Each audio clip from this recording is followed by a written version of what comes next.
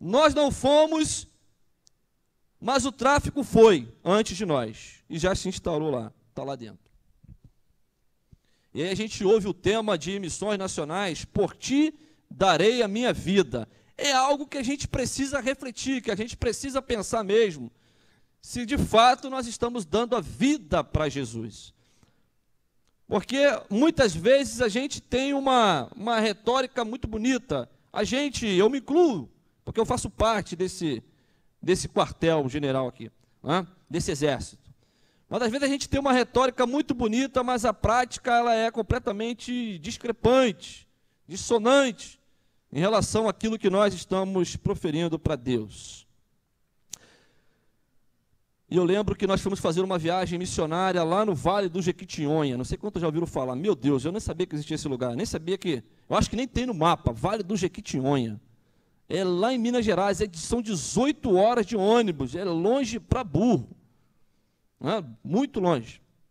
Você dorme, acorda, é estrada, é pista, é asfalto. E dorme, acorda e o negócio não chega. Até que chegou. Quando chegou, a gente pensou que estava tudo resolvido, nós tinha que atravessar um rio de balsa, levar as nossas mochilas, os nossos mantimentos, enfim, tudo que a gente tinha levado, a gente tinha que atravessar de rio ainda, de balsa. Irmãos, uma comunidade lá no Caixa Prego, lá onde o vento faz a curva, que está precisando de Jesus.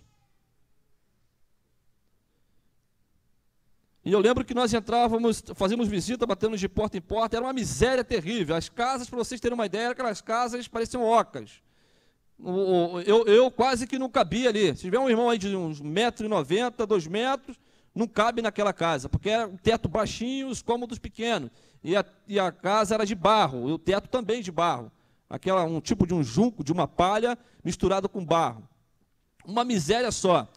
E eu lembro que nós batemos uma porta e entramos numa casa, e estava lá um jovem lendo aquele Novo Testamento do Gideão, estava lá sentado lendo o Novo Testamento. E aí nós, para poder provocar uma conversa com ele, eu lembro que perguntamos a ele, igual o Felipe fez, entendes o que lê? E aquele jovem falou, não, eu não entendo, não estou entendendo o que eu estou lendo. E aí a gente então parou, conversou, orientou, mostrou para ele o amor de Deus através do texto que ele estava lendo. E ali tinha o pai dele que estava completamente embriagado. Completamente embriagado. E quando nós, então, começamos a anunciar Jesus para aquele jovem, parece que o diabo estava tentando atrapalhar a obra de evangelização ali. E aquele homem ficou completamente perturbado. E nós ficamos assustados também. Sabe lá o que o cara vai fazer uma hora dessa? E aí ficamos acesos. Mas o que eu quero dizer com isso? É que nós precisamos refletir no que nós estamos dizendo, porque muitas vezes, e muitos missionários nossos, eles estão nessa hora no campo missionário, e muitos deles estão passando perigo de vida, e muitos deles nem voltaram mais para o Brasil, nem voltaram mais para suas casas, ficaram lá porque, de fato, deram a sua vida para Jesus. E nós, aqui, o que nós estamos fazendo? Porque diz o texto bíblico que o diabo veio para matar, roubar e destruir. Em João 10:10. O diabo veio para matar, roubar e destruir. O diabo veio para matar a sua vida, amigo visitante, destruir a sua casa, a sua família, a sua saúde, destruir a sua paz, o seu relacionamento com Deus. E muitas vezes nós, que já fomos alcançados pela graça de Deus, o que nós concretamente temos feito? Vamos ler o texto para a gente poder abalizar a nossa mensagem. Todas estas coisas foram referidas a João pelos seus discípulos. E João, chamando 2 deles, enviou-os ao Senhor para perguntar: és tu aquele que estava para vir, ou havemos de esperar outro? Quando os homens chegaram junto dele, disseram: João Batista enviou-nos para te perguntar: és tu aquele que estava para vir, ou esperaremos outro? Naquela mesma hora, curou Jesus muitos de moléstias e de flagelos e de espíritos malignos, e deu vista a muitos cegos. Então Jesus lhe respondeu: ide e anunciai a João o que vistes e ouvistes. Os cegos veem, os coxos andam, os leprosos são purificados, os surdos ouvem, os mortos são ressuscitados, e aos pobres anuncia-se-lhes o evangelho. e bem-aventurado é aquele que não achar em mim motivo de tropeço. Vamos orar mais uma vez. Nosso Deus, pedimos que o Senhor fale ao nosso coração. Precisamos ouvir a Tua voz. Queremos ouvir a Tua voz. Ó Deus, somos um instrumento nas Tuas mãos e queremos ser usados por Ti, não somente nesse momento, mas também impactados por essa palavra, ó Deus, concretamente, efetivamente, fazer aquilo que Tu confiaste a nós para fazer. Por isso, abençoa-nos e abre o nosso entendimento em nome de Jesus. Amém.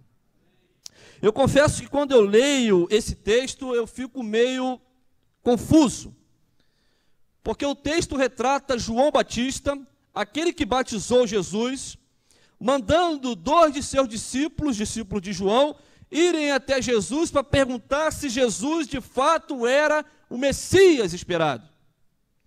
E aí eu entro em parafuso, porque quando a gente começa a ler os evangelhos, a gente tem a informação concreta de João anunciando que Jesus é o Cordeiro que tira o pecado do mundo. Ou seja, antes mesmo de Jesus ser batizado por ele, ele sabia que aquele homem era o Messias. E agora ele manda 2 discípulos perguntarem a Jesus se ele de fato era o Messias. E aí eu chego a 2 conclusões sobre essa pergunta de João Batista, sobre esse questionamento. E trabalho com as 2. Ou João Batista está completamente perturbado no cárcere, porque os irmãos sabem que ele está encarcerado, e no momento seguinte ele vai ser decapitado, Herodes vai mandar matá-lo, arrancar a sua cabeça, ou ele está perturbado, porque o cárcere ele perturba, ele desequilibra o emocional. Eu não sei quantos já tiveram, não vou chamar de privilégio, né, mas quantos já tiveram a oportunidade de ir a um presídio. Eu já tive. Não como presidiário, mas fazendo um trabalho evangelístico. Antes que os irmãos corram, que é esse preconceito na comunidade, na sociedade, né? Antes que os irmãos corram, o presidiário está pregando. Não, estive lá fazendo um trabalho evangelístico. Irmãos, é uma coisa horrível. É uma coisa que nem bicho merece esse tipo de tratamento. Então é mais ou menos uma situação dessa que João Batista está vivendo. E aí eu penso que João está tentando provocar em Jesus uma resposta até mesmo para tirá-lo, livrá-lo do cárcere e, consequentemente, da morte, uma hipótese, ou João Batista está canalizando seus discípulos para Jesus. Olha, não venham atrás de mim, não me sigam, eu não posso fazer nada por vocês, a minha missão era somente ser a voz que clama no deserto, cumprir a minha missão, o meu ministério, e agora é com esse homem. Então, vão até ele e sigam ele. Uma das 2 hipóteses, eu cheguei e eu trabalho com elas 2. Diante dessa experiência, e aí fazendo um link para nós, 4 pistas ou 4 características essenciais para uma igreja ser relevante, para ela ser importante no seio da sua comunidade. E a primeira dela é que a igreja, ela tem, eu não vou dizer que ela precisa ter não, porque a igreja ela tem uma resposta imediata. Amigo visitante, você que ainda não conhece Jesus, a igreja de Jesus, essa igreja que você está tendo o privilégio de pisar hoje, nessa noite, não foi por acaso, Deus te trouxe aqui. Eu quero dizer para você que essa igreja, ela tem uma resposta imediata para dar para você nessa noite. Olha o que o texto nos diz. Todas estas coisas foram referidas a João pelos seus discípulos, e João, chamando 2 deles, enviou-os ao Senhor para perguntar: és tu aquele que estava para vir, ou havemos de esperar outro? Quando os homens chegaram junto dele, disseram: João Batista enviou-nos para te perguntar: és tu aquele que estava para vir, ou esperaremos outro? Naquela mesma hora, olha só, naquela mesma hora, Jesus não deixou para depois, Jesus não deixou para amanhã, Jesus não fez pouco caso daqueles discípulos, mas naquela mesma hora, Jesus, ele respondeu: a igreja ela tem uma resposta imediata para